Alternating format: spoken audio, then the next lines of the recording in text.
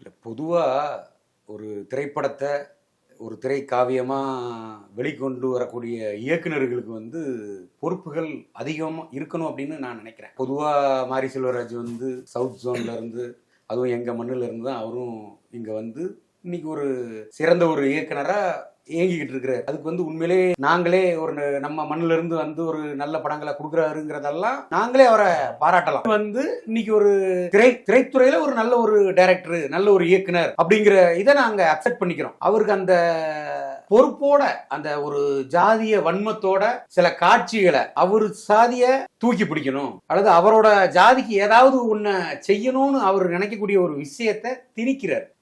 ஒரு கதைக்களத்துக்குள்ள அவர் திணிக்கிறார். அது அவர் திணிக்கப்படும் போது அவர் என்ன சொல்றாரு, நான் மருந்து, சில பேட்டிகள்லேயே அவர் கொடுக்குறாரு, நான் வந்து மருந்து தான் கொடுக்குறேன், இந்த ஜாதியை பிடிச்சி தாங்கிக்கிட்டு இருக்கவங்களுக்கு வந்து அது ஒரு நோய், அதுக்கு நான் மருந்து கொடுக்கேங்கிறார். நான் என்ன சொல்றேன் அப்படின்னா, நீ ஒரு போலி டாக்டரு, நீ கொடுக்குற மருந்து வந்து காலாவதியான மருந்து அல்லது ஒரு தரங்கட்ட மருந்து, கெட்டுப்போன மருந்து, ஆளை கொல்லக்கூடிய மருந்துன்னு நான் சொல்றேன். அவர் மருந்து கொடுக்கறதா நினைச்சு விஷத்தை கொடுத்துக்கிட்டு இருக்கிறார். அது விஷமா மாறிக்கிட்டு இருக்கு. அது அவருக்கு தெரிய மாட்டேங்குது. அது அவர் இன்னும் பக்குவப்படணும் அப்படிங்கிற மாதிரி தான் நான் நினைக்கிறேன்.